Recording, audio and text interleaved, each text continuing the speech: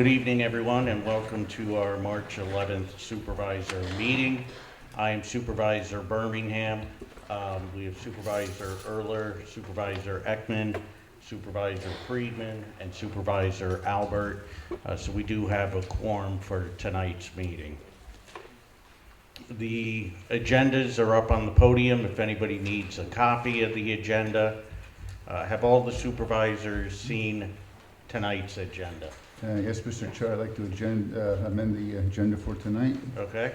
I'd like to move number 8, land development, up to number 7 after the financials.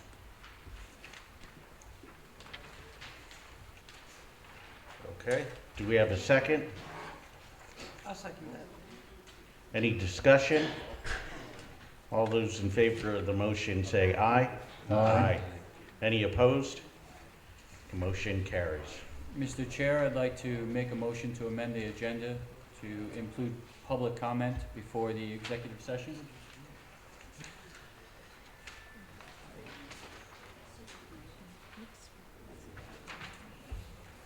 Ron, are we able to do that?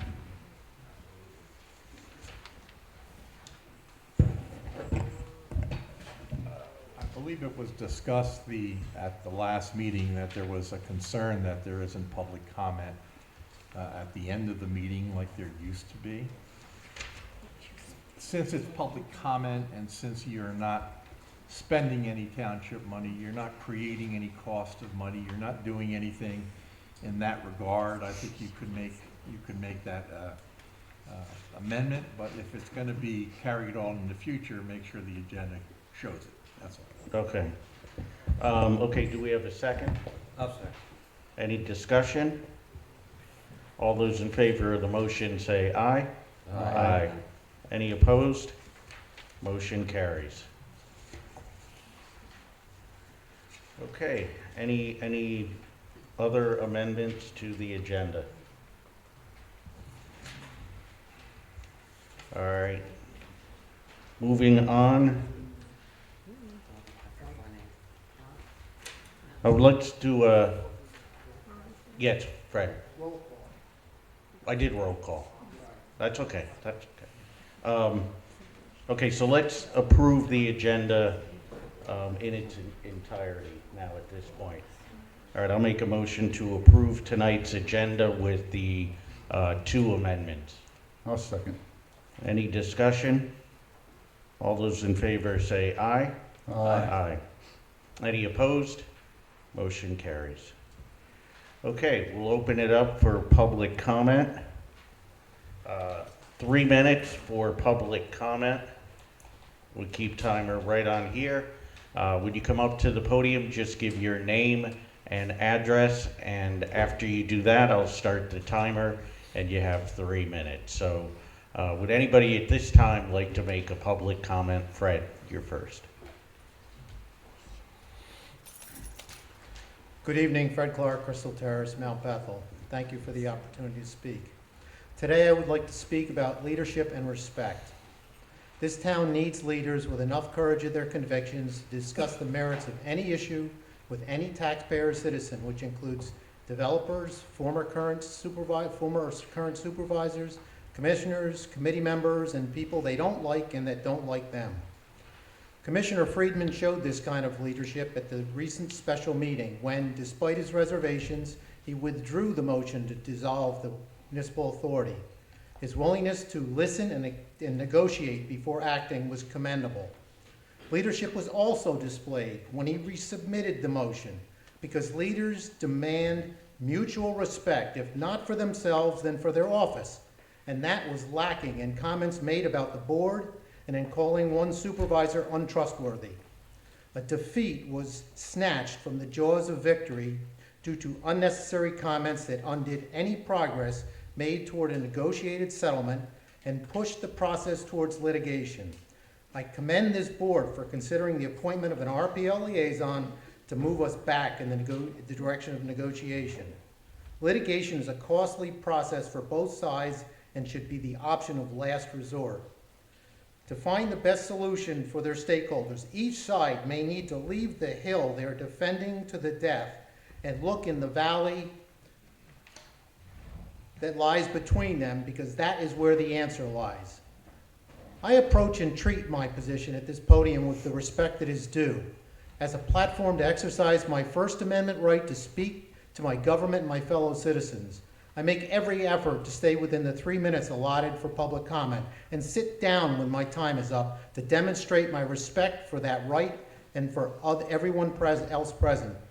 Others choose not to demonstrate this level of respect by approaching the podium without being recognized, refusing to leave when requested, or simply shouting from the audience. Some attempt to draw the head table into conversation to gain more than their allotted 3 minutes. While these people sometimes have valuable information to present, they refuse to honor the rules of conduct established for them to present it. This clearly demonstrates why a former supervisor pointed out that public comment is just that, and this is not a conversation. I have often heard one supervisor emphasize how important it is for leaders to hear the voice of the people, but believe it is equally important that meeting leaders ensure access to the people's platform is managed equitably and within the established rules of conduct. Finally, I was wondering if our solicitor saw my questions from the special meeting of supervisors and had any comments on them, and I would like to resubmit comments from prior meetings as they are relevant to tonight's agenda. Thank you, Fred. Right on time. Anyone else, public comment? Mark?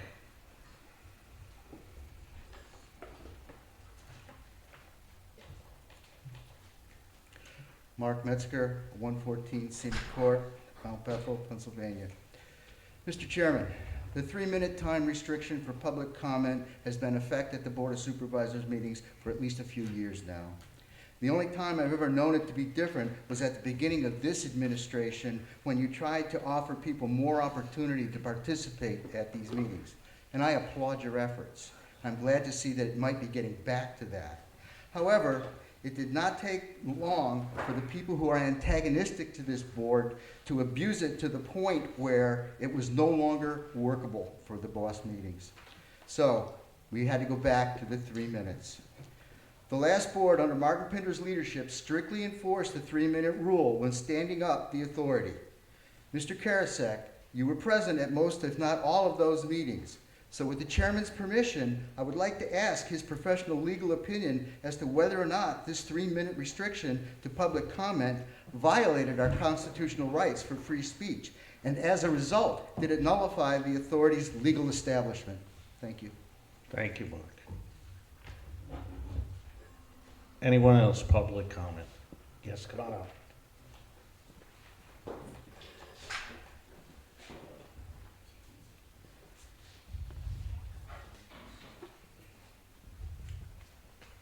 Good evening. Let me introduce myself. I am Gary Astek. I'm an attorney in Easton, and I appear this evening on behalf of the municipal authority. You may have noticed I sat quietly during your special meeting last week and had thought that there had been an intelligent dialogue among the members of this board with regard to how best to approach sewer and water issues that are going to be embraced by this community as the years move on. I'm here tonight to speak as a voice of reason and a voice of calmness, and to suggest that I believe Mr. Clark's comments were correct. There was a very intelligent and thoughtful dialogue among members of this board until personalities and acrimony, past histories boiled over. This is not the time for that kind of discussion. The future of this community is at stake here. Now, I'm no big fan of RPL, and I'm no big fan of warehouses and all sorts of other major developments. As a municipal solicitor, I have to deal with them on a day-to-day basis. But I signed on as a solicitor to this municipal authority because I felt as though I could make a difference. I thought that what I brought to the table and what the men on the authority brought to the table were an opportunity to relieve the board from some of the responsibilities, take responsibility for the issues that the community was going to raise. This is not a rubber stamp board, and I don't intend for it to be so. On the other hand, we need to sit down. On March 4, I submitted a letter to Mr. Karasak. I asked that the municipal authority sit down and talk to you in a spirit of calmness and understanding. We believe that there is much for you to learn away from the yelling and screaming, away from the personal hatreds, away from the history that has brought us all here. I thought that if we sat down, we could explain to you in much better detail the mission, the goals, and the purposes for which I believe the authority was created. On about 90% of the meeting went by with positive discussion until everything went south. It wasn't a pretty scene for me sitting in the back row. It showed the fact that emotions are prevailing over reason. That's not what you should be doing. And at this point in time, if you're going to shut me down, I'll sit down, but I just like to finish my thought. Go ahead. I encourage you to defer any further actions with regard to the authority. Defer them until you've had an opportunity to sit down and discuss this. No harm will come by doing it. Harm will only come by trying to kill what is a well-meaning endeavor. I think your solicitor will tell you we don't need litigation. We don't need expenses. What we need is an opportunity to sit down and reason with each other to get you to understand how we can be a valuable addition to your community.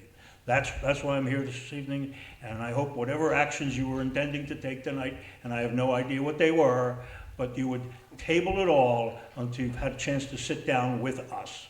I think you would be doing the community a disservice by rejecting that offer. Thank you. Thank you. Anyone else? Charlie?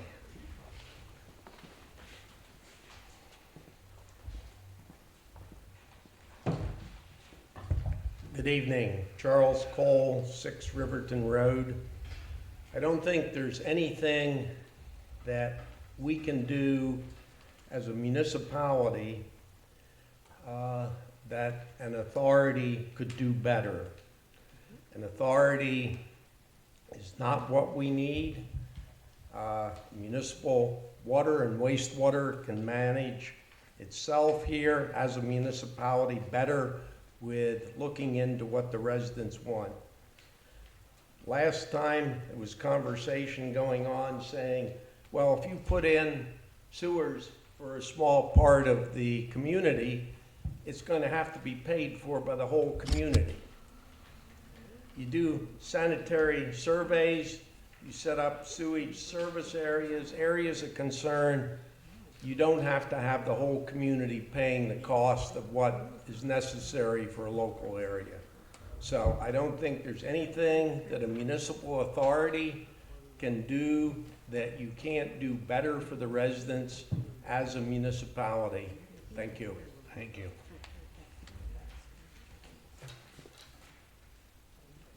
Anyone else? Public comment? Yes.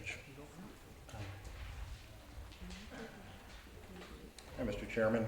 Don Moore, Plainfield Township. I hope you'll give me a few minutes. As a former supervisor of Plainfield a couple months ago, I was going to attend your meeting regarding the community discussion on the RPL. Wasn't able to, so I'd just like to make a few comments. Give you our perspective. We are very concerned. We believe that we're very concerned about the possibility of traffic going through both Tatamy and through the Wind Gap, Penardville, Plainfield Township corridor on 512. The developers say it doesn't seem that it's going to happen, but we're very fearful. We believe that logistically that would be a way that a lot of traffic will go. So we do have that concern. We have not really had a good response from PennDOT when it came to the CRG project, the major warehouse that's right between Wind Gap and Penargil on 512. And so we're pretty concerned about that corridor. While I'm standing here with my experience, just make a couple observations in watching your meetings. The municipal authority discussion was very thoughtful, absolutely. But it went south, in my opinion, watching, because the developer didn't want to accept either of the two options on the table, neither tabling nor, of course, the disbandment. It seemed that any delay might be a concern for them. I think you need more than a month. I think you need a few months. What you talked about, talking to Academy, and ironing out some of the questions that were, some of the things that were not addressed when they did this the first time. Starting over is going to give you a chance to appoint a new board, which may include some of the current members, but may include, Mr. Erler mentioned lack of diversity, and I think that many people would agree that that's an issue on the board, and I think the gentleman that mentioned eminent domain concern, he might change his mind. I think in watching and listening to him, he'd be a good asset. As a few of your citizens have observed, your community has had ample opportunity on multiple occasions to make their votes known, to make their opinions known. And so, you see a couple of the same people addressing the board time after time that were part of making this happen in the first place, that got you in the situation you're in. I think your citizens have spoken very clearly, and it's not really my part as a citizen of this community to speak on that matter. But when you talk about respect, generally speaking, the person who stood here and said that there's people now taking an opportunity to go past the 3-minute time limit that's always abided by in the meetings we've had in our town, I think it shows a lack of respect to this board. And so I encourage you, I wish you well on the rest of your agenda tonight. Okay, thank you. Thank you. Don Moore, M-O-O-R-E, yes. Anyone else, public comment? Rich.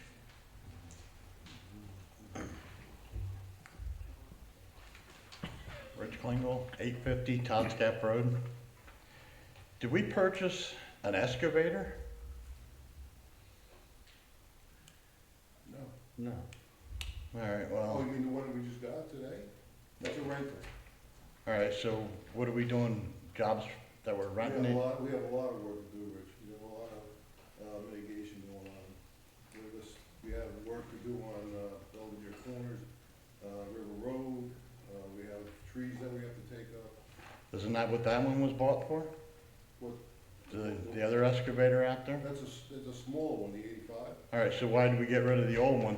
Because if you remember correctly, they said, we gotta get rid of the old one because we need a smaller one. Right. We don't use that old one, the other one now because it's big, too big for jobs. So we sold that one, and now we're renting a big one again? The reason why we got rid of it is because it was old and it was so costly to fix. And we said we weren't gonna buy another one, but we would rent one. It's cheaper for us to rent one than to buy one. So we're gonna keep this for 2 months and give it back, and in the summer, we're gonna get it again for another 2 months. There's a lot of work to do out there, Rich. Yeah, but it was said in front of this board, the previous board in fact, that we don't need a big excavator like that. That's why we have to buy that small one. So they purchased the small one because we didn't need a big one. So now we're renting a big one, instead of keeping the big one that we just sold because we didn't need it. No, we sold it because it was breaking down. That's the reason why, because of the age. That's why we sold it, because it cost us $30,000 to fix it. We couldn't amp that up again. Yeah, but 10,000 of it was because of people touching it that didn't know what they were doing, That's a whole, you're right, that's a whole nother. and the board let them do it. The board didn't say nothing. I wouldn't blame the board. What? The previous manager hired somebody that was. All right, but they're the ones that oversee the previous manager, right? I can't speak to that, Rich. So you guys let him get away with it. Now, we never did come up with anything with the manager, how much he can spend, which I never heard of it yet. No, we haven't discussed that, but it's something we should. We should put that on an agenda coming up. Tabling. I Put mean, it on- I put think it on for the $10,000 that the 23rd. township manager can just spend without any kind of approval is kind of ridiculous. Agreed. That's all. Thanks, Rich. Anyone else, public comment?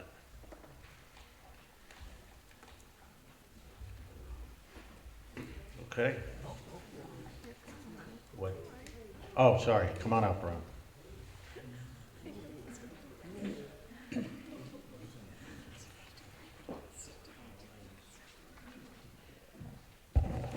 Good evening, Ron Angle, $1 Million Highway, Upper Mount Bethel Township. I think one only needs to turn on the news or read the newspaper to see there's unrest and turmoil around the world. There's also unrest and turmoil here in Upper Mount Bethel Township. I don't know if we can do much about all these problems around the world, but I think we could do a lot here in the township. Mr. Kaplan gave out a loose leaf binder. Some of them remained on the table. Nobody even took them home. They were certainly probably worth reading, and you could have got some ideas. But I am beginning to wonder, we have this situation where it seems like there's two sides in the township. We need a township that's all together, not two sides. And whether or not you like River Point or don't like River Point, it's zoned for that. They brought it in there. And you're looking to disband the authority.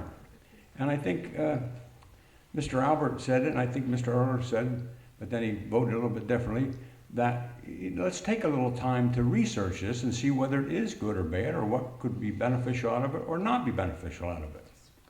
And that seemed to be falling on deaf ears. And I think the gentleman from Plainfield Township said something interesting also. But again, the Act 537 plan has never been put in place. We have no facilities here to take care of any of those problems. This would have been a start. But again, instead of trying to sit down and negotiate with River Point on some of the things you liked or didn't like, nobody seemed to want to do that. But that could have been done and should have been done. I think it still could be done, quite frankly.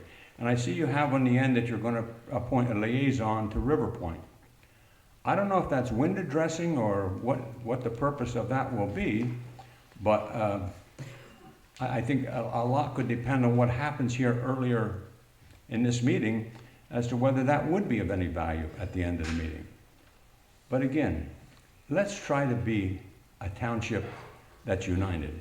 And the only way we're ever going to become united if we stop this bickering and this arguing and all these things. We can't stop what's going on around the world, but we certainly have the ability to stop it here. Why wouldn't we do that? Why wouldn't we sit down and look at the pluses, look at the minuses? It seems like one member here's mind has been made up from square one. He doesn't want River Point. He doesn't want any of those things. Okay, they're already there. Do we want lawsuits? Do we want to spend our money on litigation? Or do we want to spend it on our roads and on a municipal building maybe, and other worthwhile things for the people who live here? Thank you for the opportunity. Thank you. Anyone else, public comment? Judy.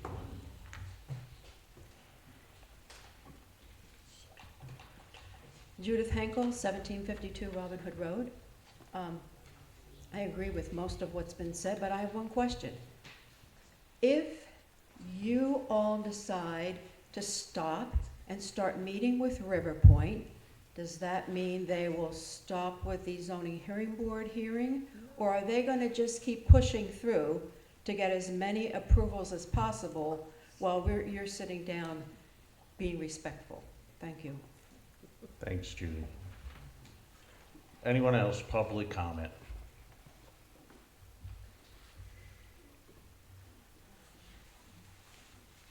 Okay, thank you.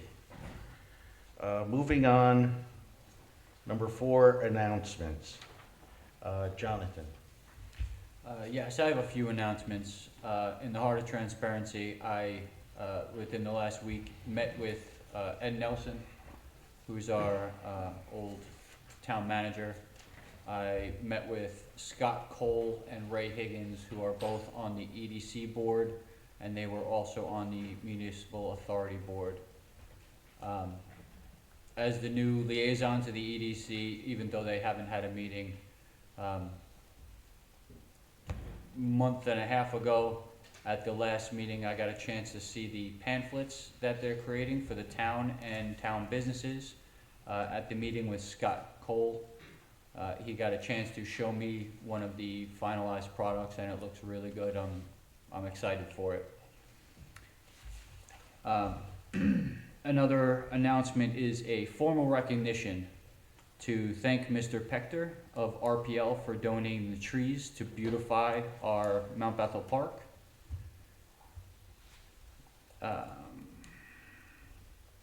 So, thank you formally.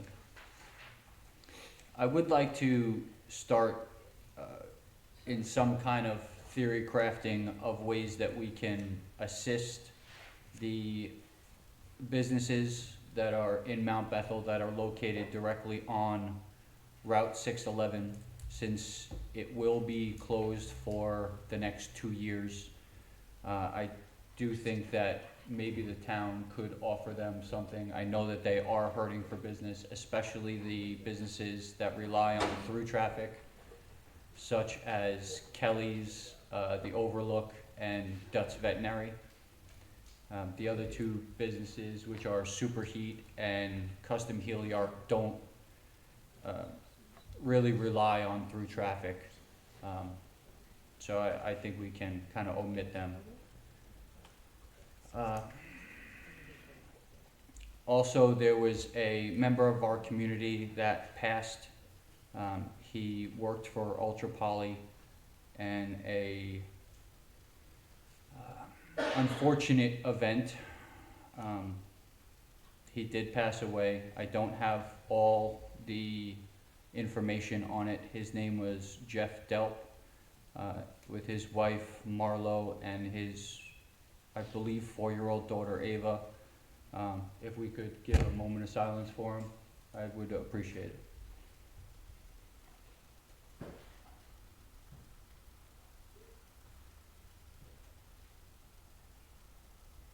All right, thank you. That's all I have. Thank you, Jonathan. Court? Jason? Yeah, just at the end of last year, a young man, Jacob Smith, came up in front of the board to ask for, removal of the sign fees. I'm working on his Eagle Scout project. I've been friends with the Smith family for many years. Jacob has worked on that sign. It's over at the Little League fields here. It's very nice. Now we have daylight, you can see it better when you leave the meetings. And they're not done over there. So there's a lot more projects going on at that facility over there this spring. So help to clean it up and beautify it over there. So keep your eyes open. They're gonna, for the benefits over there for those guys. Thanks. David? Yes, Mr. Chair, thank you. The Well Ordinance Committee will be meeting on the 13th. Hopefully this will be our last meeting before presenting the revised well ordinance to the board. We vetted it with our township engineer, our township zoning officer, our township solicitor. And like I said, if you want to come to the meeting, everybody's welcome. That's all I have. Thank you. And the meeting's right here at the Township building? Yes, it is, on the 13th at 7 o'clock. Thank you, David. Just a couple things.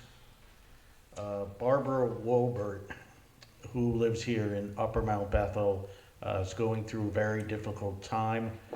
She's been in the hospital for over 2.5 months, just recently came home, and her family is trying to support her.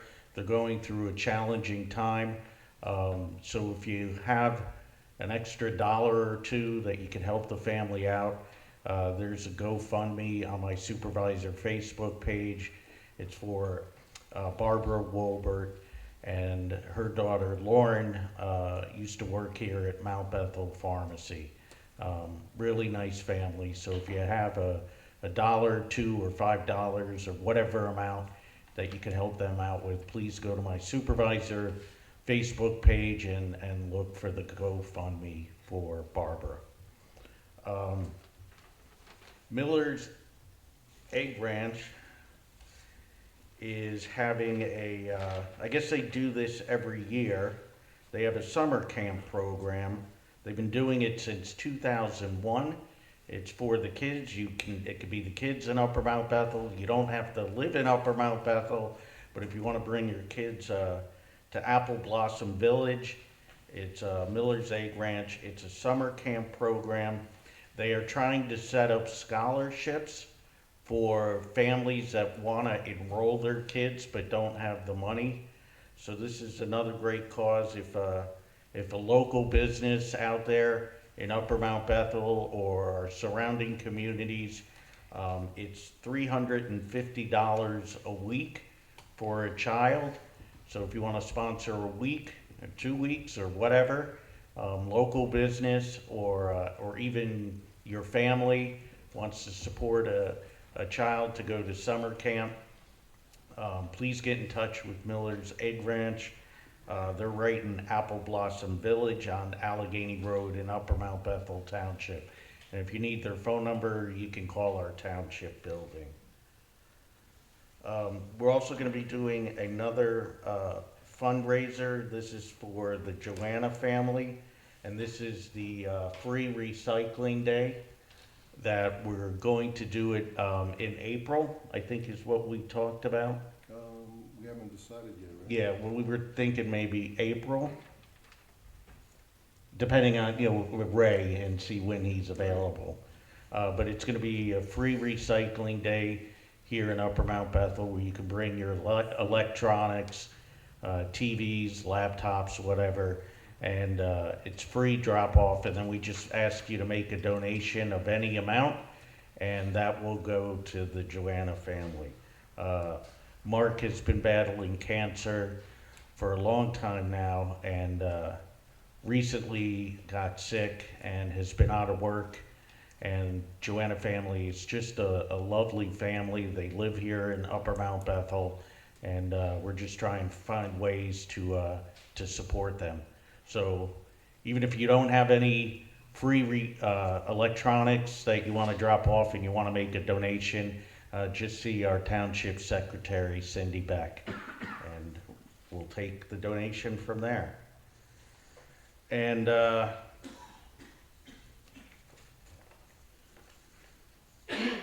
Mount Bethel Pharmacy is having their first annual Easter egg hunt. It is March 24th at 12 p.m. You can sign up for pictures with the Easter Bunny. There is a fee for the pictures, and you can even bring your fur babies if your fur babies want to get in the picture with the Easter Bunny. So they welcome all. And it'll be rain or shine. It's at the Mount Bethel Firehouse. And there's going to be prizes for kids. It looks like it's from infants all the way up to 12 years old, it looks like. But if you have any other questions about that, get in touch with Mount Bethel Pharmacy. And just one other thing that I wanted to bring up was I was talking to Nick about doing, and this is a question for supervisors as well, but having a garbage day. And what did we decide? Were we thinking once a week?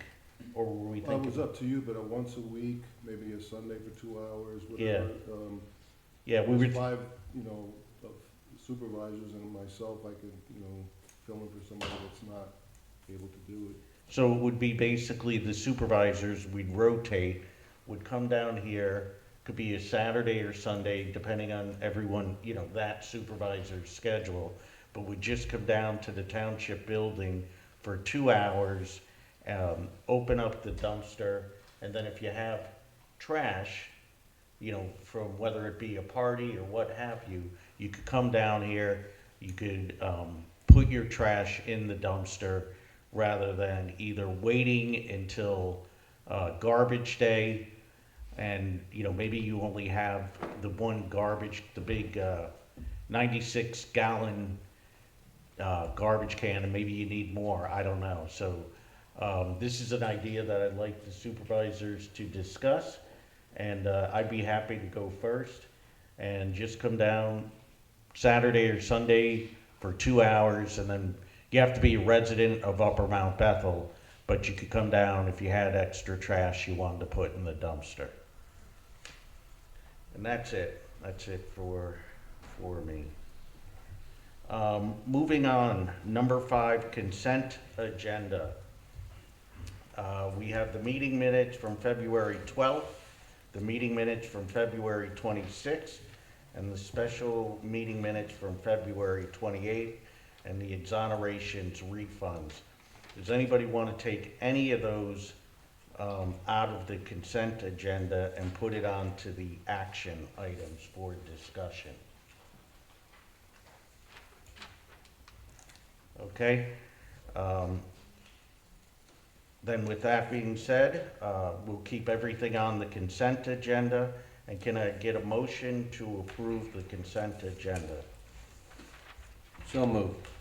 Do we have a second? Second. Any discussion?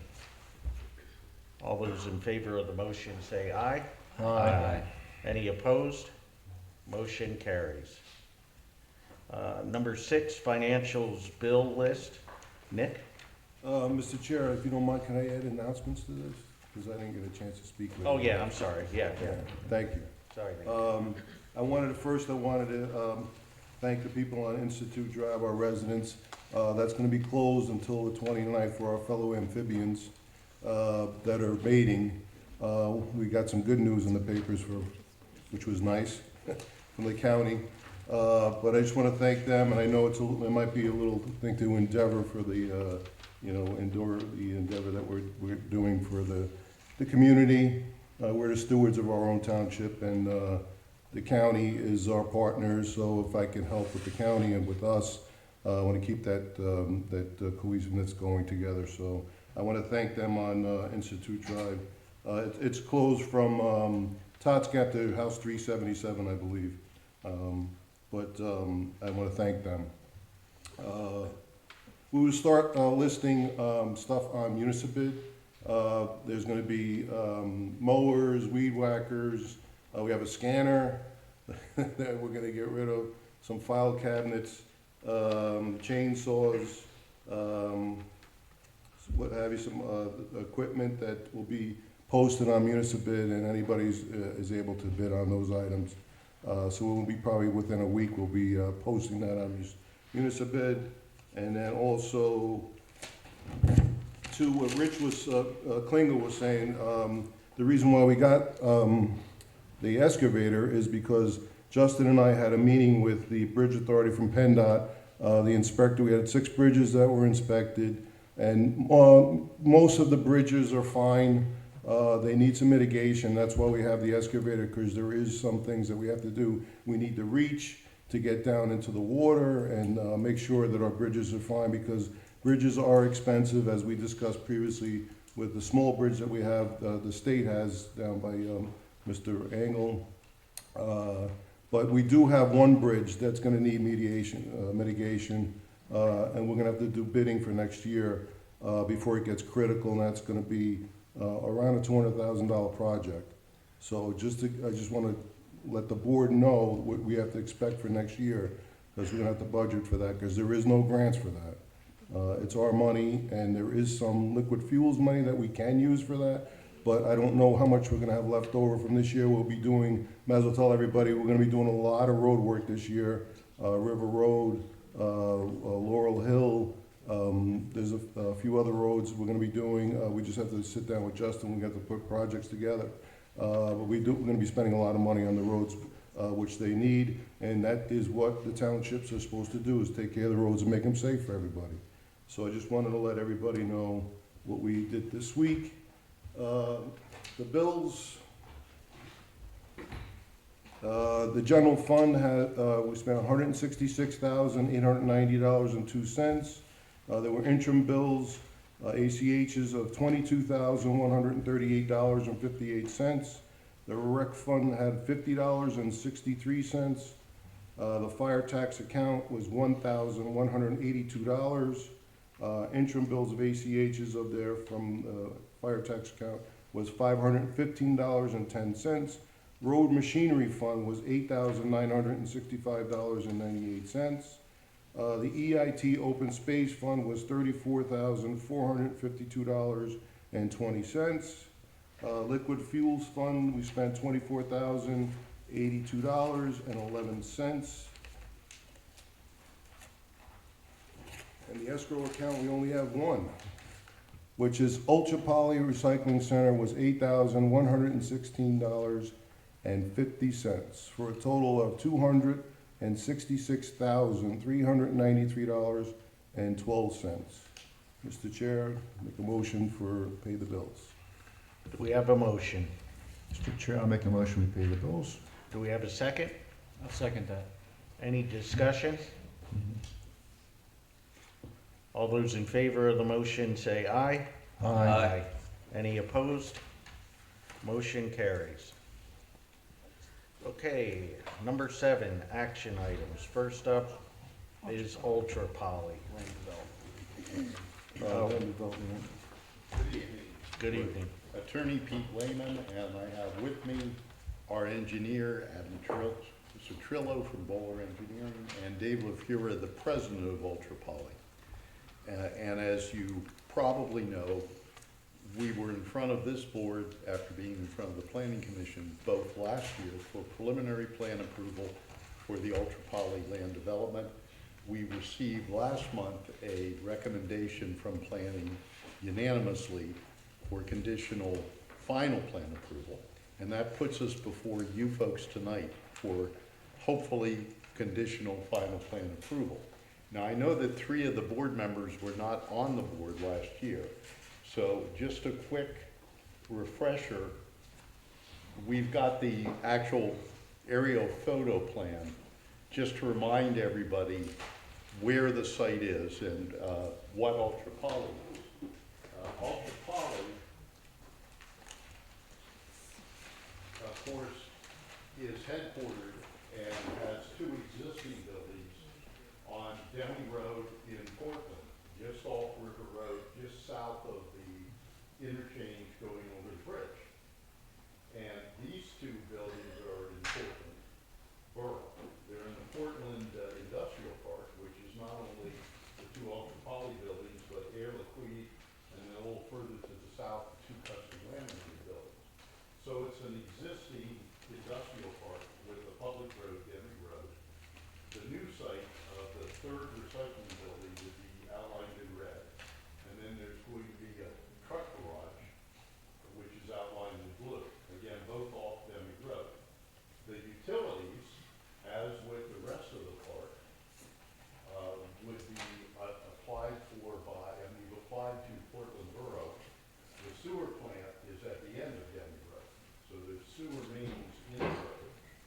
The water would be through the Portland Borough Water Authority. The water tank is actually here. So there's an existing water main going from both sites. So the utilities would be through the existing Portland Borough Authority utilities and Portland Borough, which runs the sewer plant. So again, this is a local company, a family company that's been here since 1997, founded by Dave's father, Alan, and now headed by Dave and his 2 brothers, each of whom have their own area of responsibility. So we're in front of you for conditional approval tonight. And I guess I'd like to, before we get into the nuts and bolts of the conditional approval review letters, which have been done by Mr. Coyle, to sort of ask Mr. LaFura to say a few words unless anyone on the board has questions for me. Any questions from the supervisor? Not for the attorney, maybe for the engineer after his presentation. Okay. Well, maybe Dave says a few words and we'll get into it when Adam begins to get into the nuts and bolts. Thank you, Pete. Thanks for having me, everybody. And I'd like to start by thanking you for acknowledging the passing of Jeff over the weekend. That was a tragic loss, and we are reeling from it as a company. He was a great friend and coworker, and it's going to take us some time. He fell into a retention pond on our property. the horrible tragedy. So, with that being said, a little bit about what we do. I'm not sure how many of you are familiar with Ultra Poly. I know there are some new supervisors in the group, so I will give you the high-level summary of what we do as a company, and then if there are questions, I'm happy to answer them, all right? So, generally speaking, we consider ourselves to occupy the last step in the recycling value chain. And when I say recycling, I'm referring to plastic recycling exclusively. So we only recycle polyethylene and polypropylene, which are the two largest commodity plastics that are in circulation today. We purchase scrap from across North America, and we chop it up, melt it down, and turn it into resin, which we then sell as a raw material to industry at large. So our customers include several large blue chip manufacturers that you have heard of. So anyone from General Motors down to advanced drainage, the black corrugated pipe that you see on the side of highways that contains our material. Several of the goods that you would see on the shelves in Walmart and Target and Lowe's contain our plastic. We don't make those articles, however, we supply the raw material that is used to make them. As Pete alluded to, we've been operating here in the Slate Belt since 1997. We moved here from Hackettstown, New Jersey, and then prior to Hackettstown, we operated in Newark, New Jersey for several years. So the company was founded in 1974, so this is going to be our 50th year in business, and we are leaders in the recycling industry. We are one of the 5 largest asset-based plastic recyclers in the whole world. And so we're quite proud of that. And this building is going to be a continuation of that success. So this will be simply an addition to our existing capacity. No new processes are envisioned. It is really a straight capacity addition.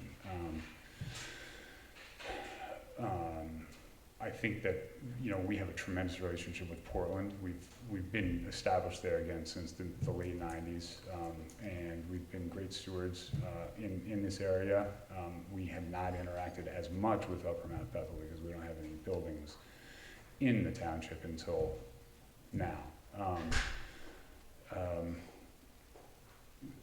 A note on our employees. So we do employ about 220 employees company-wide. Here in the Slate Belt, we employ about 170 to 180, depending. And this building, we're anticipating to hire approximately 55 to 60 more. So that's everything I had prepared. I'm happy to answer any questions that you have. If not, I can turn it over to... If not, maybe both of you. In the future, do you plan on having to convey any materials over Demi Road to get from one facility to the other? That remains to be seen. Pardon? That remains to be seen. Currently, we do produce material in one building and move it to the other, but we do that using trucks. Now, you're familiar with the cement mills in Nazareth, how they have their conveyors over the roads? I am not. I mean, I can imagine what you're talking about, and nothing like that has been discussed. All right, thank you. Any questions from the supervisors? Okay. Justin, any questions from you? No, this went through Planning Commission review. Like was mentioned, they did receive a favorable recommendation from the Planning Commission. We went through a pretty comprehensive review during the preliminary plan stage, so this is basically dotting the i's, crossing the t's, so to speak. They did go through the waiver request previously under the preliminary plan. They actually went through zoning special exception and I believe some variances, so they've been through the full gamut of land development. And they did have some exhibits they showed at the Planning Commission meeting as far as some renderings. We thought that was very helpful. Do you have those to share tonight? Thank you. I'll step down. Thank you. Thank you.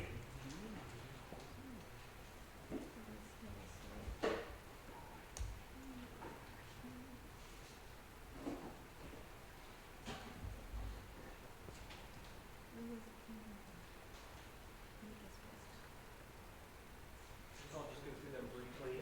This is just simply a rendering of the site, and this here is ultimately a rendering of the building from various view sheds. Oh, I'm sorry.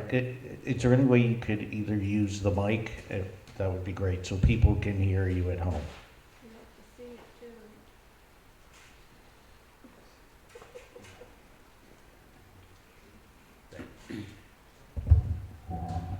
Sure, is this better? Yeah, thank you. Sorry if I'm leaning over here. So ultimately, the rendering over on the floor there is a rendering of the site just from an overall perspective. The renderings I have 4 here, ultimately, there's various view sheds. The 2 renderings you see before you are ultimately from the front entrance and let's call it the eastern side and western side. And then this would ultimately be the rear of the site from the east and west. And then we discussed at the planning commission meeting how it's actually terraced into the slope. Would you want to discuss that a little further? I believe it's also advantageous to the operation of the facility as well.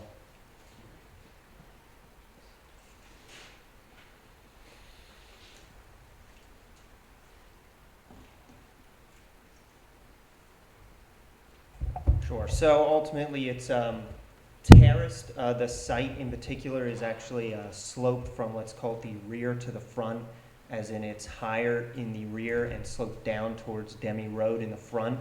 So the unique opportunity that Ultra Poly's operation provides is they actually have 3 separate tiered elevations to their building, which you can hopefully see on this rendering. So it ultimately is, let's say, conducive to the particular property. One other item I wanted to mention that was brought up at the planning commission meeting, we commended the applicant. They are actually collecting what's called capture and reuse for stormwater geeks. They're capturing and reusing the water that they're collecting on their site in a basin that's actually across Demi Road, and they're pumping it back over to the facility to use for their processed water. So we thought that was a commendable application for stormwater. Yeah, thanks, Justin. Just to elaborate on that a little bit more, that's actually a process that they're actually utilizing in their, I'm going to call it Building 2, their most recently built facility.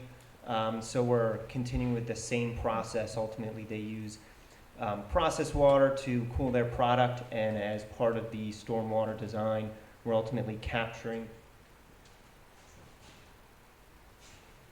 stormwater from both, I'm going to call it the main site, if you will, with the building on it, and it is actually flowing via gravity down across the street to the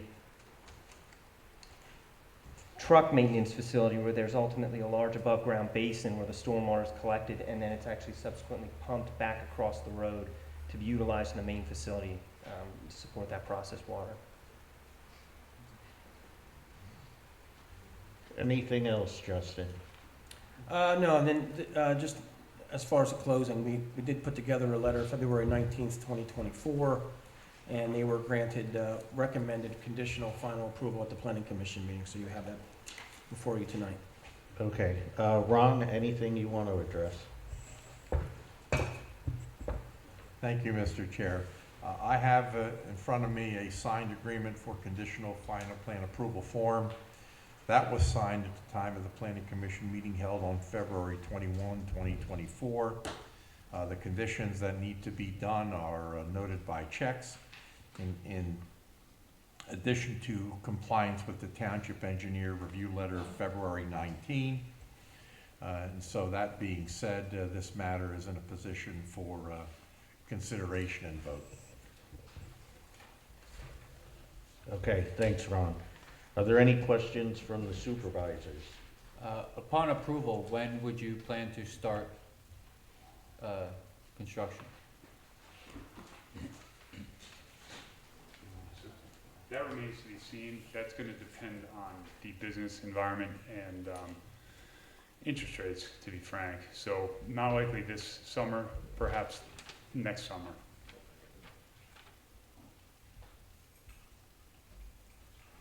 Anything else, Jonathan? No, I don't think so. Okay. Any other discussion, or does anybody want to make a motion to approve the final conditional plan? Mr. Chair, having heard from our engineer and solicitor, I make the motion. We recommend the conditional final land development approval for Ultra Poly in the matter before us. Is there a second? I'll second. Any other discussion? All those in favor of the motion say aye. Aye. Any opposed? Okay, motion carries. Thank you very much. Thank you, everyone. Ron, do you need us to sign what we signed at planning, or does that work? No, that will suffice, and then I'll send that to you in a formal letter within the 15-day window. I'm sure you will. Thank you very much. Thank you, guys. Moving on, number 2, lawn mowing bid award. Nick? Yes, Mr. Chair. I forgot to make a comment before about, you were talking about the garbage on the weekends. The garbage on the weekends is just for like extra trash, household trash, not cleanups and, construction, kitchen cleanouts. That's not what that's for. Yeah, we'll have to come up with the policy. Yeah, just wanted to just reiterate that. Yep. Everybody, all the Board of Supervisors got this, we had 7 bids, and we opened the bids today at 12:30. Out of the 7 bids, the bids varied dramatically. There was an outliner in there too. So you want me to read over all the bids that were given and decide? Yeah, Okay. that'd be great, please. One bid, the first bid we opened was Fasano and Enterprises, was $1,850 weekly. The second bid was Pocono Management, which was $1,495 weekly. I think it's Matheson Landscapes, was $10,000 per month. Ott's Lawn Care was $1,600 weekly. Baker Landscaping was $6,545 weekly. JBS Landscaping was $2,677.99 weekly. And the 7th one was Ponus Property Concepts, which was $2,400 weekly. So the lowest bid, Pocono Management, $1,495 weekly, is the lowest bid out of the 7 bids that we got. Yeah, Mark. That's quite a spread in the bids. What was the difference between them? It's a good question, Mark. That's a good question, Mark. I don't know, the pricing. I think you gotta look at that a little more carefully. Can't just go on price. And There's like 3 or 4 of them that are really close. And I was kind of like right on the mark with the guy with Pocono Management. That's what I said it should be. The other one's $150 different, the other one's $250 difference. The other ones are like, one's $1,000 more.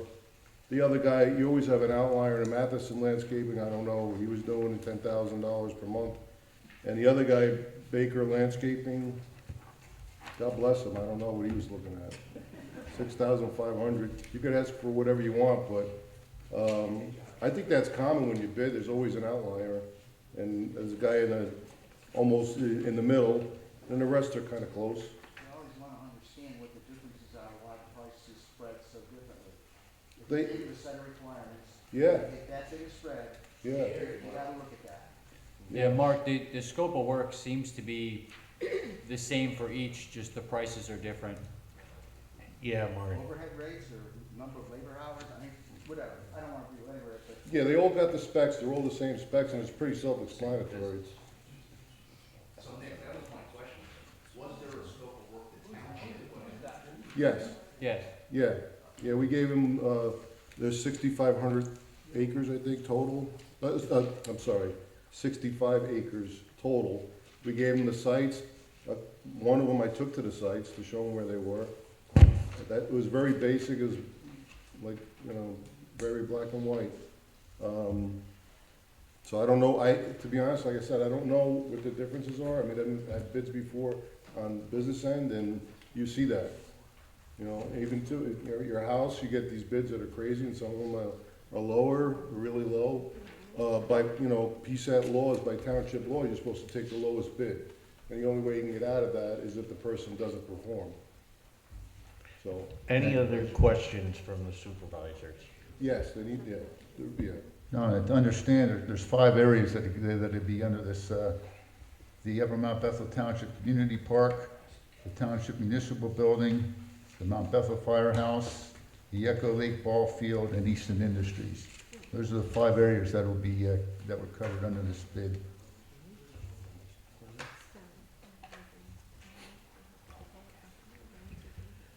Okay, do we have, anybody want to make a motion? I'll make a motion that we award the mowing contract to Pocono Management for $1,495 a week. Okay, do we have a second? I'll second that. Any other discussion?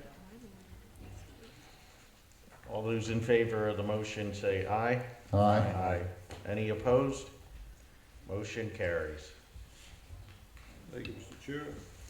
Thank you, Nick.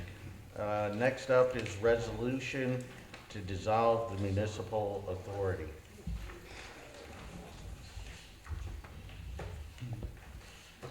Is there any discussion from the supervisors? Yes, Mr. Chair, due to some issues, the last time we brought this up before the board, I'd like to rescind my motion that I made to dissolve the authority at our special meeting. Adrian, does he need to rescind his motion? I think we discussed this, it might make it cleaner if we're rescinding the resolution rather than the motion.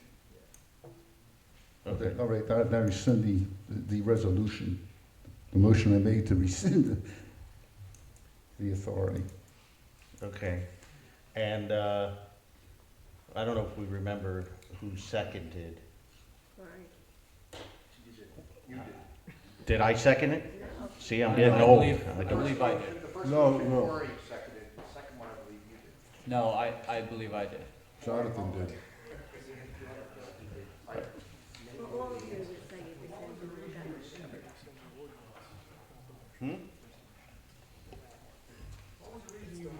I rescinded because there was an issue about how we passed the motion during the special meeting.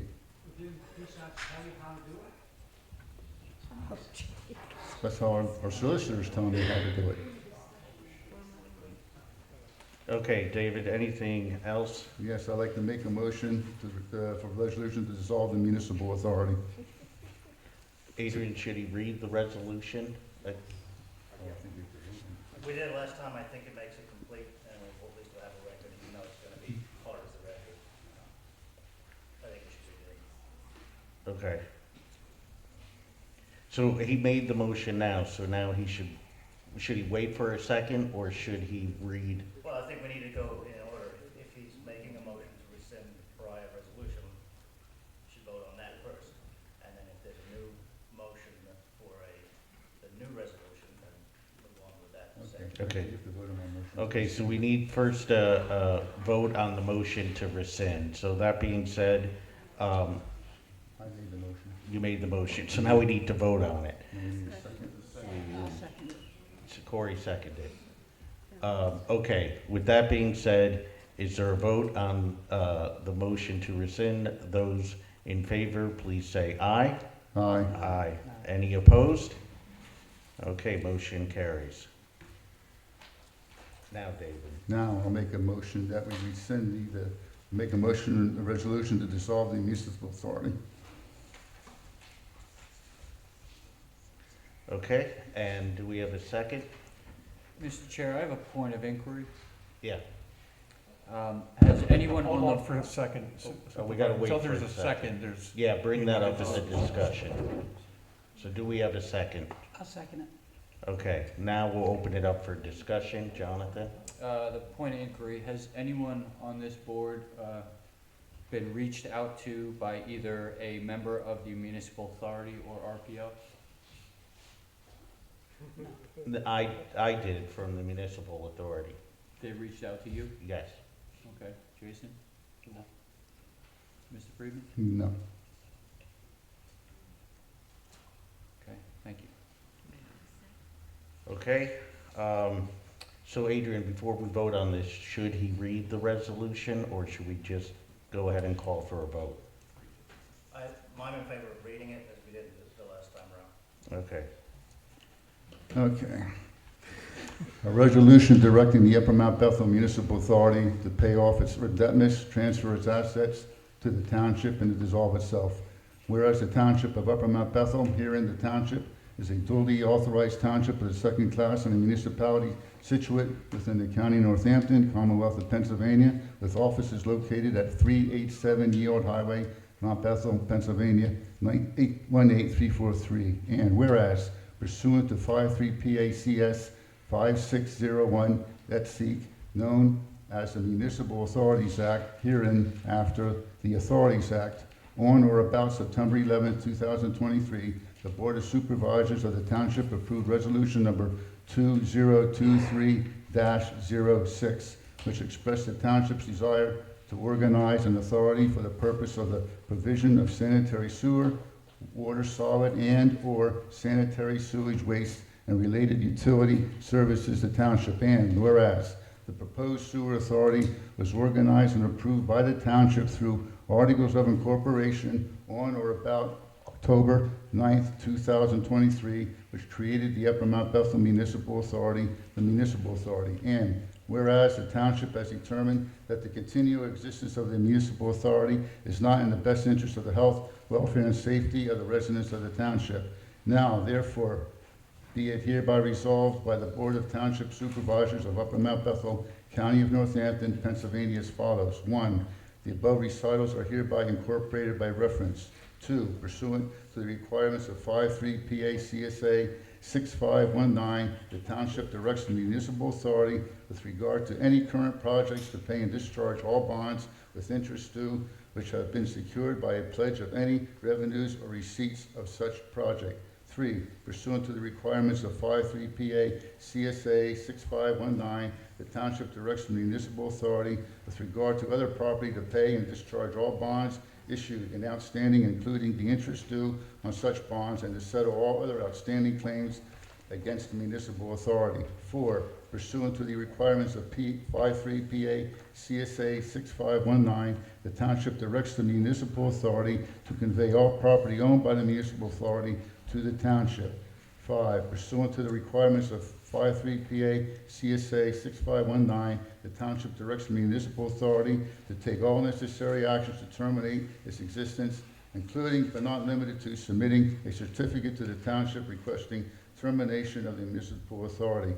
6. Pursuant to the requirements of 53 PA-CSA 6519, following submission of the Municipal Authority, submission of a certificate requesting termination, the Township by ordinance or resolution approve the termination of the Municipal Authority. The Township will allow 20 working days from the adoption of this resolution for the certificate to be filed with the Secretary of the Commonwealth of PA. Failure to file a certificate within the 20 working days will result in a $100 per day fine for every day the filing is late.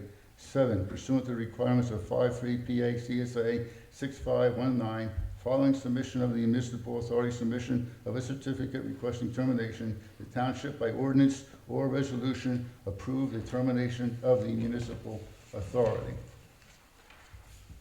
8. Pursuant to the requirements of 53 PA-CSA 6519, following the filing of the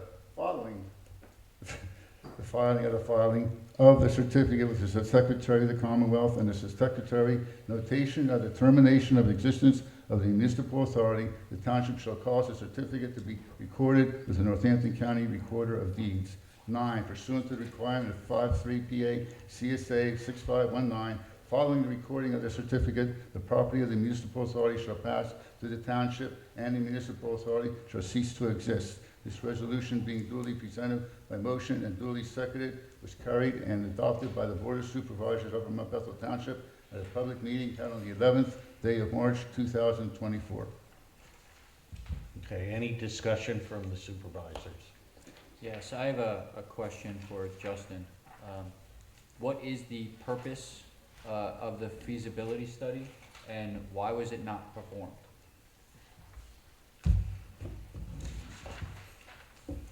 The feasibility study was something our office recommended back when this was originally coming out, as far as being proposed, as far as a public sewer authority or a private authority.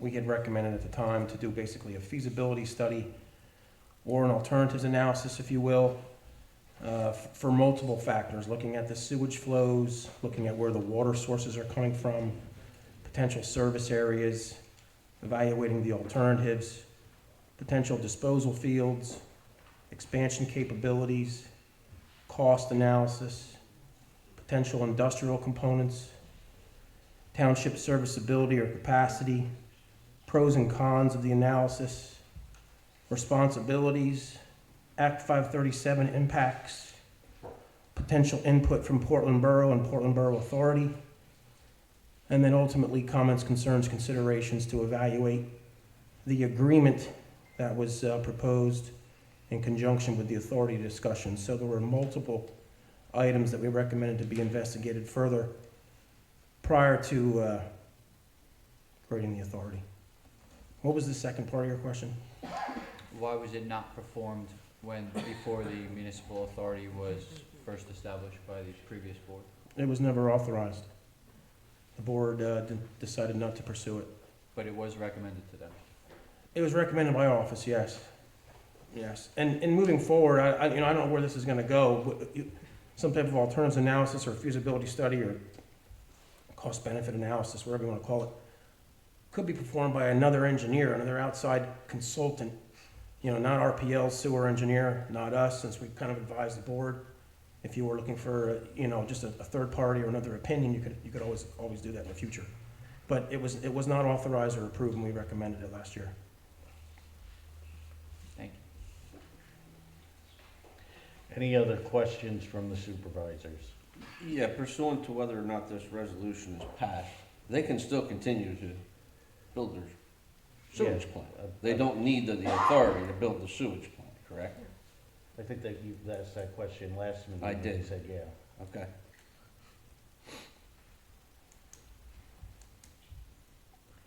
Okay, with that being discussed, I will call for a vote.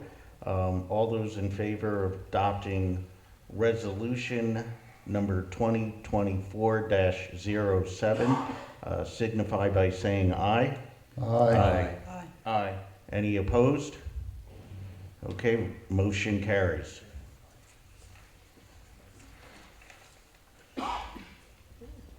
Moving on, number 9, new business intermunicipal agreement ordinance. Ron?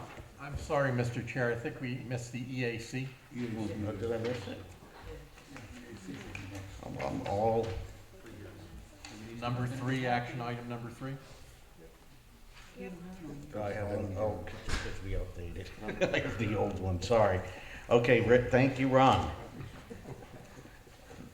This is resolution number 2024-05. It's a resolution of Upper Mount Bethel Township reappointing members to the township's Environmental Advisory Council.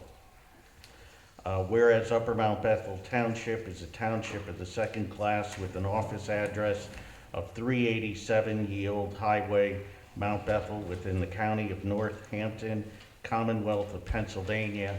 And whereas the township is the largest township by way of land area within the county and is one of the largest townships also by way of land area within the Commonwealth of Pennsylvania. And whereas Pennsylvania law permits a township to establish an environmental advisory council, hereinafter abbreviated EAC, to advise the township and its various elected and appointed officials on matters dealing with the protection, conservation, management, promotion, and use of natural resources located within the township, and including the acquisition of both real and personal property. I think you can probably get to the chase and just Yeah, I talk think about we'll be here till 9 o'clock if I read this entire resolution, but we the do new have a- members' names and then what their terms are going to be. Now, when I wrote the resolution, I put the terms as, since there were 5 members, 5, 4, 3, 2, 1. Former Supervisor Chair Ms. Henkel tells me that they maybe should be 3-year terms or 3, 2, 1, so I'll defer to her as to what the term numbers or the term should be, and we can just change that in the resolution, as long as you note who's gonna be on what term. Okay, so I will state who will be on the EAC. So this resolution, the Board of Supervisors hereby appoints the following individuals as members of the EAC. Judith Henkel of 1752 Robin Hood Road, Mount Bethel, PA 18343. Dole DeFebo of 450 Riverton Road, Bangor, PA 18013. Alexandra Dutt of 252 5 Points Richmond Road, Bangor, PA 18013. Allison Heinsohn of 196 5 Points Richmond Road, Bangor, PA 18013. And Courtney Gilmore of 107 Morningside Drive, Mount Bethel, PA 18343. This resolution is being duly presented by motion and duly seconded, was carried and adopted by the Board of Supervisors of Upper Mount Bethel Township at a public meeting held on the 11th day of March 2024. Do we get a motion to pass resolution 2024-05? I'll make that motion. Do we have a second? I'll second it. Any discussion? Now, Mr. Chair, again, do you want to put in the terms for the individuals, or do you want to save that for another meeting? But it should be stated in public.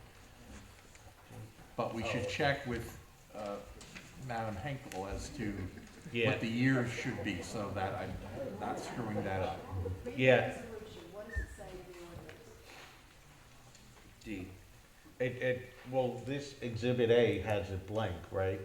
So I think let's pass the resolution, and then we can update it with the terms per the EAC's discussion.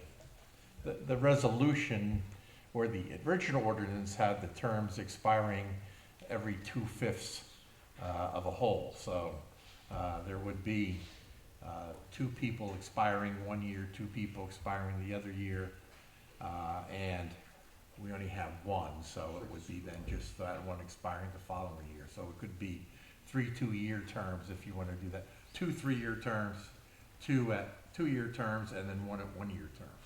I'm so confused. Yeah. So just like the supervisors, right? If you want to do it that way, yes. I mean, So we'll have the EAC's terms to be adopted in this resolution to mirror that of the Upper Mount Bethel Township Board of Supervisors. We stated the terms of the EAC. Can name the person that will be filling those specific terms in? yes, I would, let's say, Ms. Okay. Henkel, 4-year term.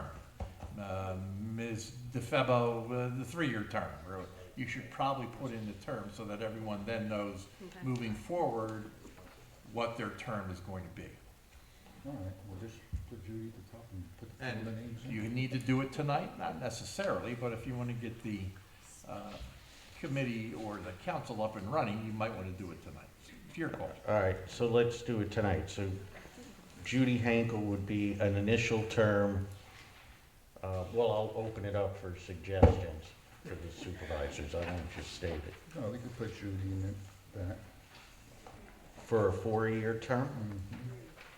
3 years or max. 3 years? All right, DeFebo, a term of how many years? Again, it could be 3, 2, or 1. You're going to have 2 individuals at a 3-year term, 2 individuals at a 2-year term, and then 1 individual at a 1-year term. Okay. So you want me to just go 3, 3, 2, 2, 1? Okay. So Exhibit A of the resolution reads, Judith Henkel, an initial term of 3 years, Dal DeFebo, an initial term of 3 years, Alexandra Dutt, an initial term of 2 years, Allison Heinsohn, an initial term of 2 years, Courtney Gilmore, an initial term of 1 year. Can I just ask a question? Yeah. What if one of the members, you know, they don't want just a 1 year or 2? Can they go back for it again? Or, you know, what if one of them won a 3 year or 2 year instead of a 1, just in fairness and? Yeah. Yeah, the way I wrote the resolution is that when their term is up, they can then be reappointed for 2 additional years and keep on going 2 additional years and so on. Okay. Yeah, so it doesn't mean, so let's just say, for example, Courtney Gilmore's got the 1 year term. When her 1 year's up, the EAC can recommend that we reappoint her. We reappoint her, we could reappoint her for 2 years and then just keep reappointing her as long as she wants to continue on. Okay. Okay. So the resolution is out there. It's been motioned, it's been seconded. Any other discussion? All those in favor of the motion say aye. Aye. Any opposed? Motion carries.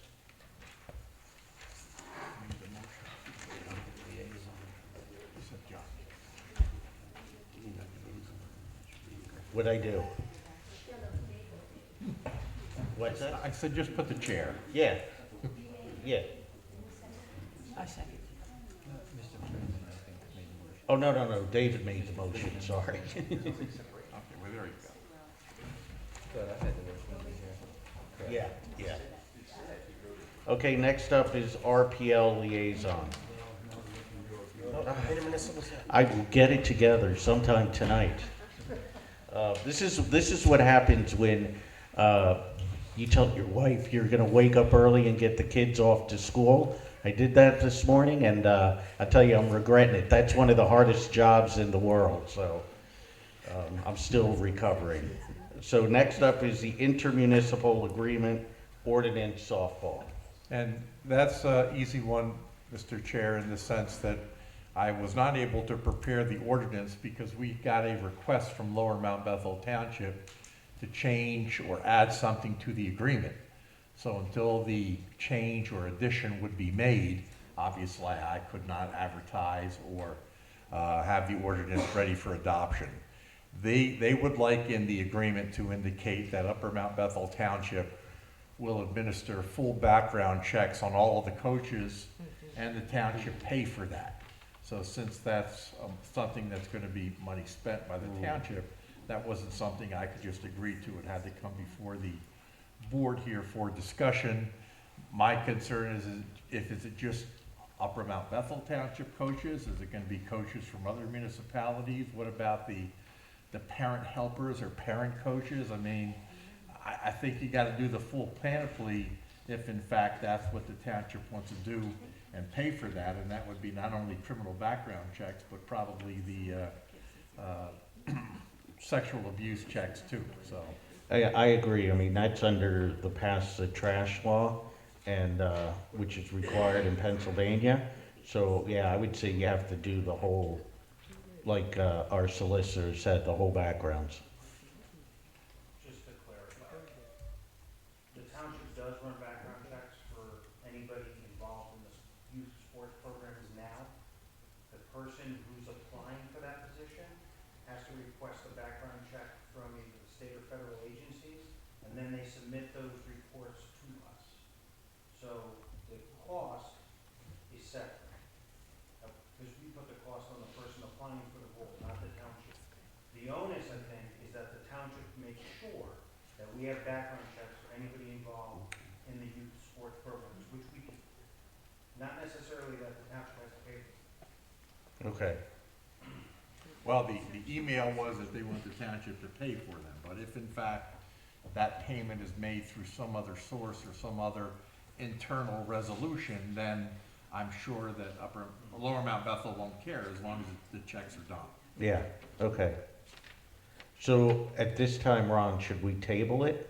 No, I would say that if in fact that's what the supervisors agree to do, make a motion to pass that and then we'll just make the change in the intermunicipal agreement, and then I can do the ordinance and we can get it advertised. Okay.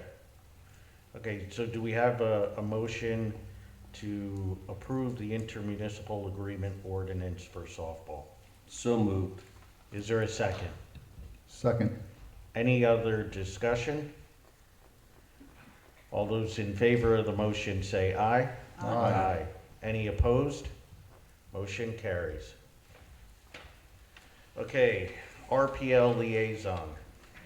And this was added to the agenda. Jonathan, this was actually your idea, so I'll let you, I should have put your name here instead of my name. So go ahead and just talk to us about that. We definitely need to create some kind of dialogue between RPL, who purchased the I-2 and I-3 industrial area, in order to start moving ahead. Instead of battling with one another, we need to try and get on some kind of equal talking points. I'm hesitant to have just one liaison, and if we could have two, if that's a possibility, that might work better, given the animosity between some town members and the developer. But it feels like we're just beating around a bush. They're trying to get things done. And our residents are in disagreement. We represent our constituents, so that's who we're trying to voice their concerns on.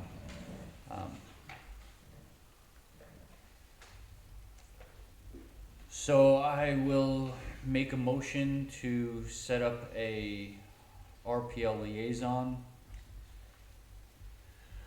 Okay, you made the motion. Is there a second or any discussion?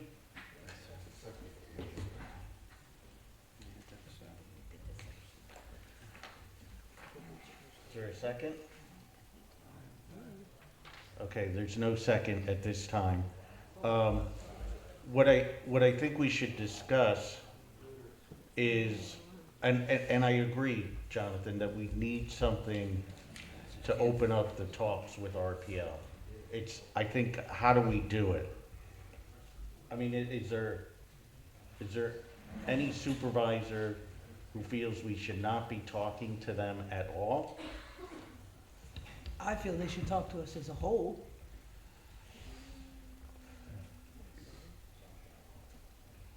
Well, there are outlets. I mean, they made presentations to the Economic Development Committee.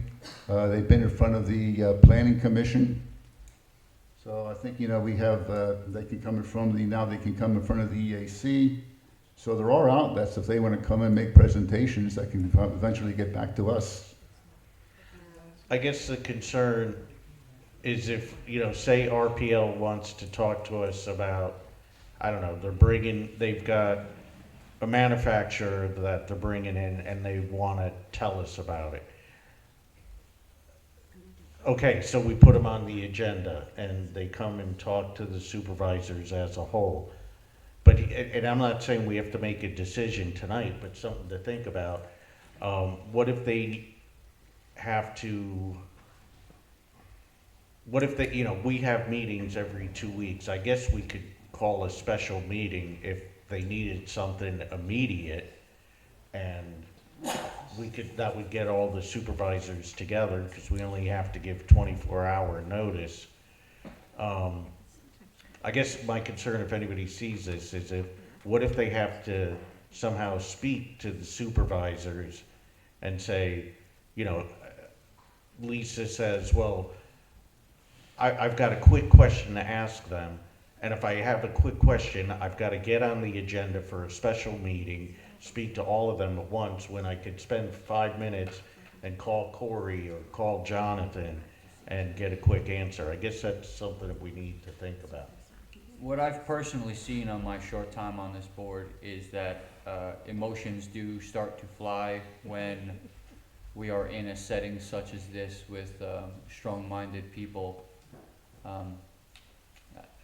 I think no progress is the wrong move. If we can set something up to, you know, I'm not talking about backroom deals. That's why I'm thinking that maybe two liaisons might be better than one, but there are a lot of things that are concerns. And when emotions are high, we lose track of the logical way to pursue and to handle these concerns, and negotiations fall apart. As it was mentioned at the last meeting, that people thought that we were on the right track, and I believe that also. And when I asked Mr. Pector if he wanted to say something before the vote, is when it all fell apart. So I would just like to try and remove emotions from moving forward and thinking about it on handling our residents' actual concerns, trying to get restrictions in place and not just to heck with them, we don't want them here, because that's not the proper way to manage a township. Jason, any thoughts on this? No, I just need more time to think. You need time? Yeah, I need time. Okay. Oh, yeah, sorry, Mark. Just a quick comment. If you remember a couple of years back, we Mark, I can't hear. Microphone.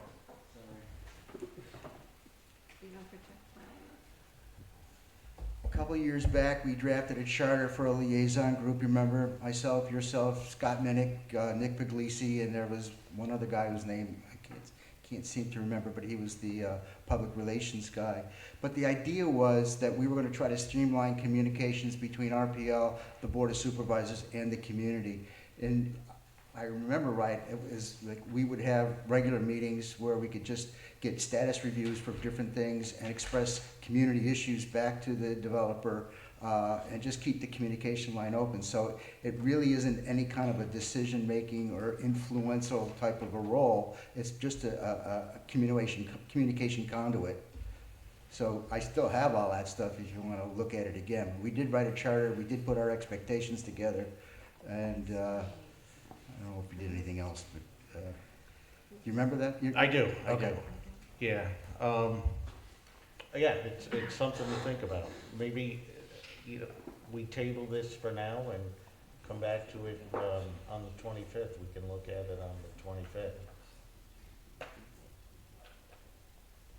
Jason, David, thoughts? Well, maybe we can table this to our workshop meeting, and if Mr. Metzger or Mr. Erler or anybody from EPF or RPL has any thoughts on this, they can contact us. So I'll make a motion, we table this for our next workshop meeting. Okay, do we have a second? I'll go ahead and second it. Any other discussion? I'm a fan of making the same mistake twice, so Lisa, would you like to comment on this? If you don't want to, we fully understand. Finally called on the right Pector. Hopefully things would have gone a little smoother. And actually, if my father were in town, he would have apologized for letting his frustration get the better of him. But, now we're stuck in this moves and counter moves, and instead of both developer, you're always looking for the future, the Board of Supervisors, in your seats, you're always looking to the future. And I think if we continue to be at odds, neither of us are going to win in having a good project for the community that the community generations from now can be proud of. Having multiple generations be working in the township at facilities here in the township, just like companies like Ultra Poly. So with that said, yes, we would be open to 1, 2, maybe there's a pro and a con person, like maybe it's not always the same people, but it is helpful to have someone who is either gathering some questions prior to us making a presentation, so we have points that the community wants to hear rather than having a 2-hour-long dialogue on things that might not be the key pieces of information that the community is interested in hearing. You know, maybe there is other things that occur, like when we have prospects come through, we would always talk to prior supervisors and say, you know, we think that this user is going to have too high of a truck count. We're thinking you're not going to want them here. And they would agree, and we'd be like, sorry, we're no longer in communication with that prospect for that property. So we, you know, do have smaller instances where it's like, hey, we had an idea on this. You know, what do you think? Should we bring it in front of the board, or is it, you know, a waste of our time? So there has been a lot of instances where having a liaison in the past was helpful to help lead the discussion to public presentations. So thank you for allowing me to speak. Am I dismissed? Thank you. Okay. Crisis averted. Any other points of discussion? Okay, that being said, all those in favor of the motion signify by saying aye. Aye. Aye. Any opposed? Okay, motion carries.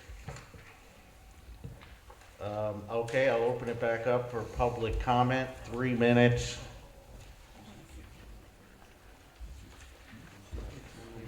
Anybody want to make a public comment? Charlie.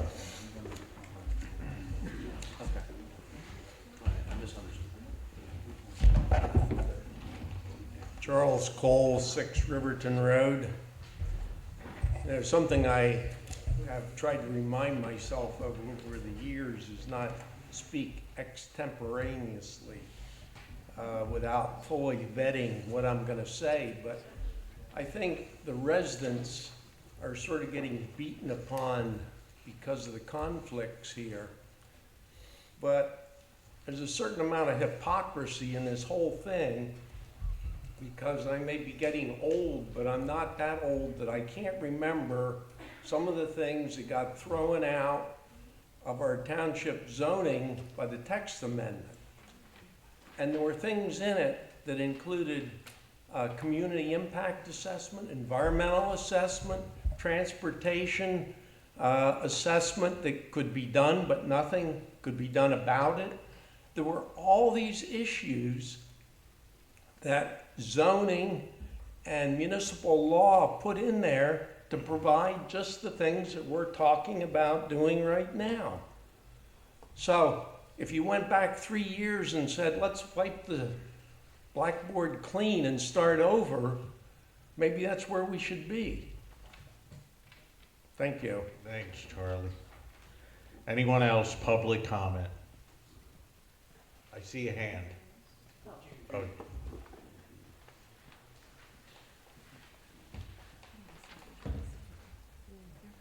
Judith Henkel, 1752 Robin Hood Road.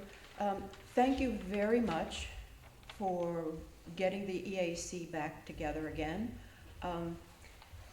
It's been a while, so let me just say, going back to the handbook about 20 years ago, I think these are 3-year terms. I'm sorry it made it so difficult to figure that out.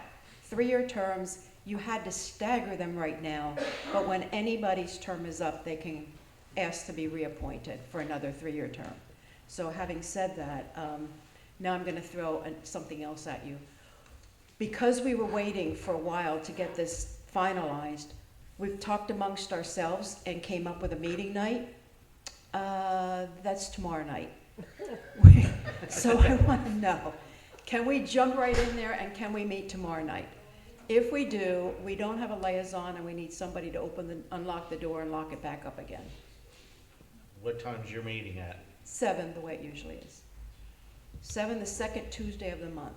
Otherwise, we wait another whole month to get going. I'll be the unofficial liaison to appointed. Okay, having said that then finally, we do not want to get thrown into the whole discussion on RPL. That is not why we asked to have an EAC.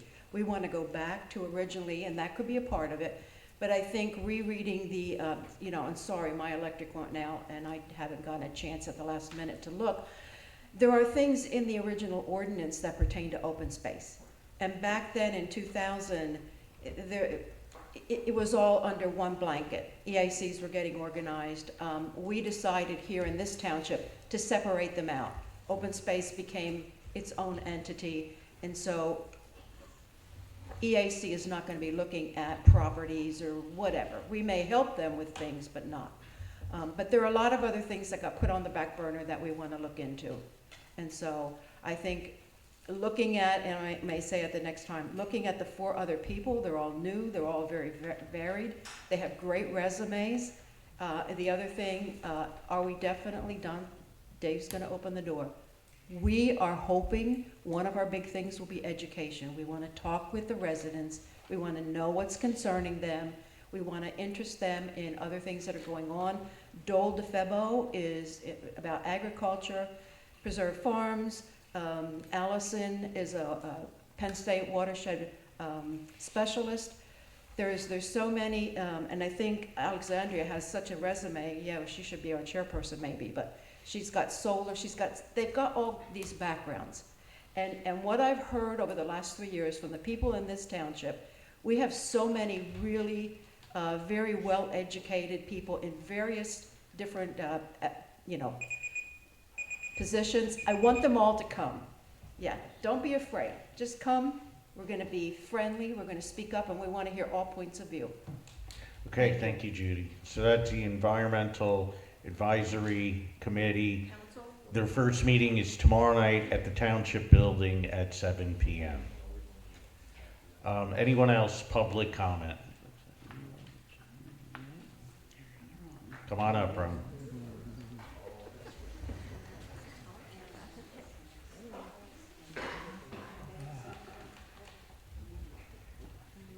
Time for a little bit of a reality check, I think. I think we all know that a large percentage of Upper Mount Bethel Township is not taxable.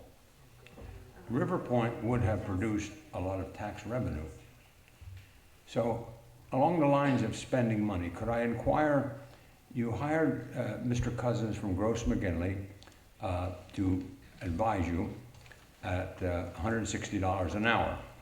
Our learned solicitor, Mr. Karasak, I think makes $125 an hour. And my question is, if Gross McGinley goes to litigation, and it certainly would appear to me we're headed towards litigation, what would their hourly rate be? We haven't discussed that yet, Ron. Well, let's say he needs to go to litigation next week. Shouldn't we know what his hourly rate would be?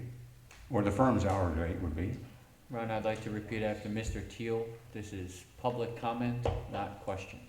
Oh, okay, very good. Let me make some comments. I'm learning from my No elders. problem, I understand. Several of you, when you ran for office, promised people you were going to stop River Point. I don't think you're... Do I have to listen to this? Let Ron speak, please. Yeah.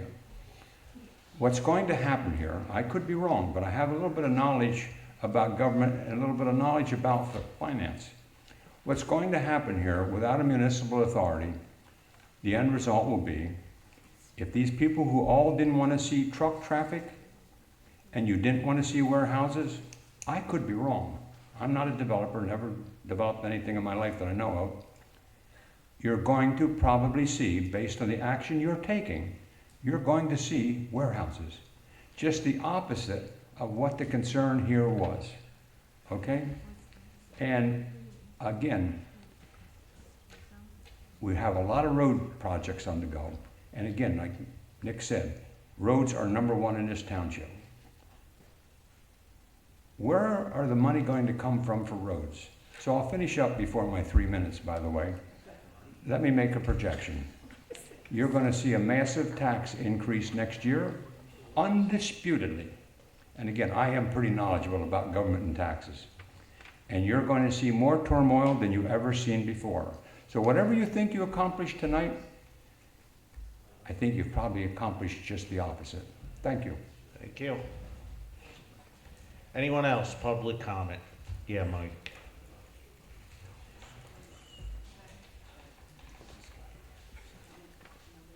Yeah, I'm Michael Onufrak, Onufrak. I live at 43 Summerfield Drive. Just to respond to a couple of things that Mr. Engel said.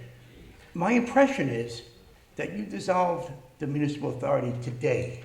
That doesn't mean you can't reestablish a municipal authority somewhere down the road when maybe we really need it. But that's up for you guys to decide. The LERTA was given to RPL with the idea that they're bringing in manufacturers, not warehouses. If they bring in warehouses, because some of us think that's really what they're going to bring in, 1.5 million square foot building, some of us anyway, don't believe it's for manufacturing. Could be wrong, because I don't know. All along we've asked RPL, who are you talking to? Who are the respective tenants? And the answer we get is, we don't have to tell you. Not that we don't know. We don't have to tell you until somewhere else down the line.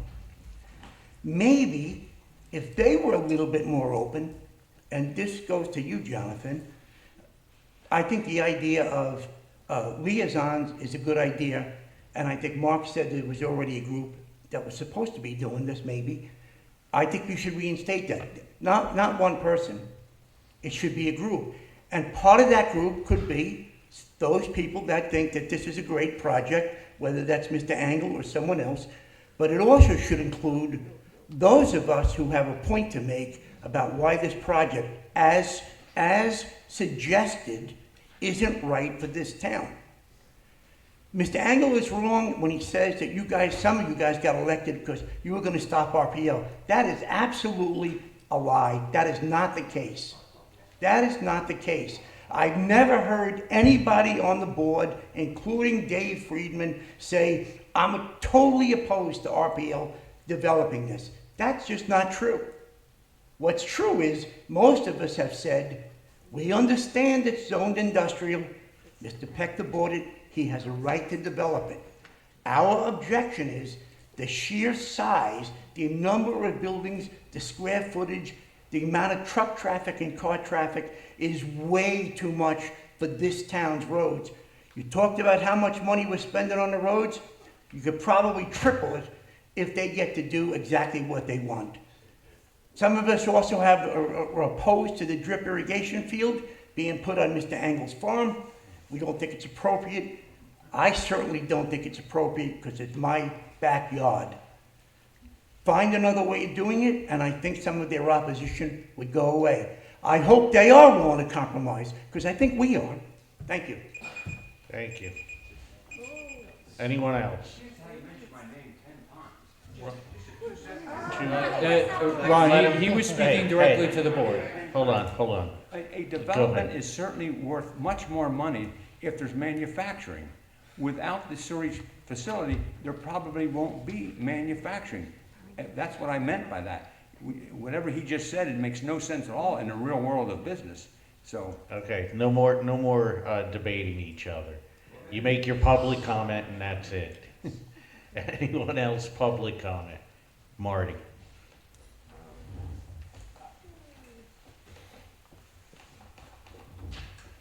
Marty Penner, 39 Lindsay Lane, Mount Bethel, Pennsylvania. Just want to hit on a couple of topics. I think the ability to reach out and to start that dialogue would have been to table and to have the discussion with the authority, but you guys stepped on that. All it took was you just basically said you don't want to listen. After that, sure, you could reestablish the authority, but what plan are you going to have? The agreement was with the authority, but they don't have to give it to you. They could basically take the plan, build it, then sell it to a PUC, and then you guys are really screwed. You're really screwed, because the PUC will come in here and say, everybody on Potomac, you will absolutely connect, and you will pay the tapping fees. In the agreement that we had, there were no tapping fees for anybody anybody in area of concern A. The authority gave us the ability to say, you can connect and you don't have to based on your situation. So you guys can reestablish another authority, but they don't have to give you the plan. They could sell it to a PUC, and then we're all screwed. Because everybody is going to pay for it, because then they'll buy the one in East Bangor. And then they'll buy the one over in Roseto, Bangor, and they're gonna make everybody connect to it. So, you know, I know you guys, congratulations on throwing a grenade into it. That's what you guys had all planned to do. But you guys really screwed the community tonight. You really did. And that's because you guys didn't take the time to just have a discussion with the authority, with our engineer, to figure out what it's all about. I'm disappointed because you guys said you were in transparency. That's what you ran on, was transparency. But the vote again tonight to re-dissolve it showed that it wasn't transparent. You guys had talked about this. You guys had already had a resolution done. It was already done in the back room. Completely shows that you're against the transparency. Transparency is having a liaison group. Didn't even get a second on it. And then we had discussion on it. And it's crazy. It really is. Thank you. Mark. Mark.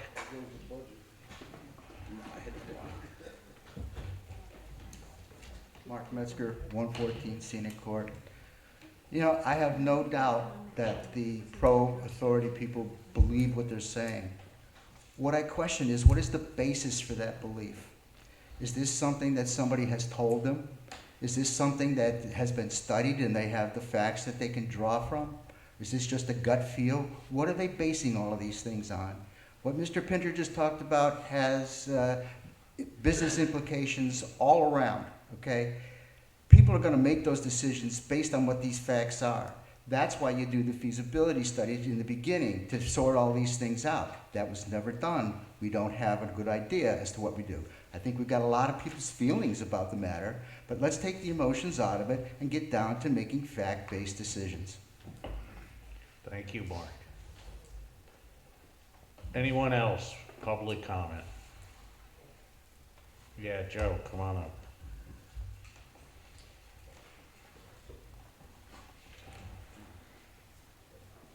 I hope the closing of Institute Drive isn't too much this year. No, the turtles and the salamanders are doing good. Joe Torrey, Institute Road. I've been coming here for the last couple of months, and you hear everybody's comments. And respectfully so, everybody has a right to their comment. But the only way you're going to finish all this is you need mediation. You need mediators. And you got to get in the room and you got to talk. And that's the only way you're going to get this solved. You can't keep beating around the bush. You got to get it done. You hear Mr. Pintner? You hear Ron Engel? They're speaking facts. Mr. Eller, I tip my hat off to you. If I could, I'd volunteer and I'd go with you to be on that liaison. But I can't because I'm not on the committee. That's all I got to say. Thank you, Joe. Yeah, Bill.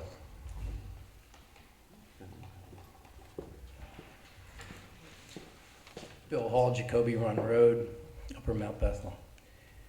There's been a lot of talk, particularly tonight, about leadership, which is kind of a joke, because there is no leadership here. Leadership requires vision. It requires discipline.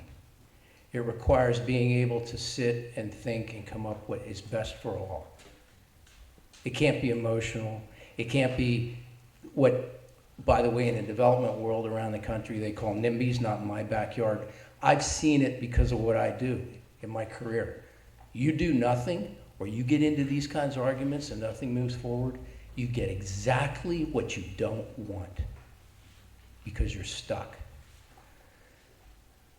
The rational mind says, and we've talked about this, Let's sit down and have rational conversations. It's okay to disagree. The more you discuss it, keep the emotions out of it, we find the right plan that works. Then you have a vision. From a vision comes leadership. From leadership comes strategy. And from strategy comes the right actions to get where we all need to be. Because if we don't move forward on this, we're not going to be where we want to be. We're certainly not going to be where we need to be. Thank you. Thank you, Bill. Anyone else? Public comment? Okay. We are heading to executive session to discuss a personnel matter, and then we'll return and be back out.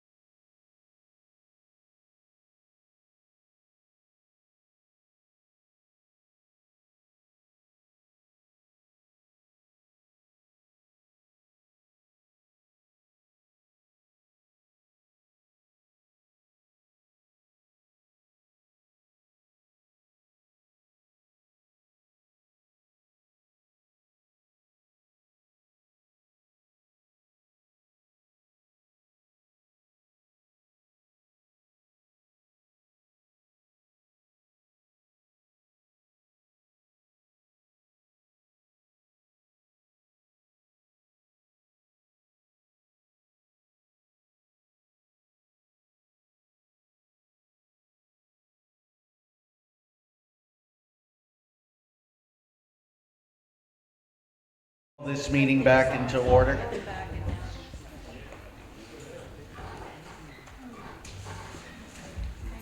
It is 9:10 p.m. So we went into executive session. We talked about a personnel matter. At this time, are there any supervisors who want to make a motion? I move that a meeting be set between our manager, Nick Stavros, and Callie, Chris Callie. to discuss electronic communications going forward for the town. Is there a second? I'll second it. Any discussion? All those in favor of the motion say aye. Aye. Any opposed? Motion carries. Okay, can I get a motion to adjourn? Make a motion to adjourn? Can I get a second? I'll second. Okay, all those in favor of the motion say aye. Aye. Aye. Any opposed? Okay, thanks for attending, guys. Have a good night.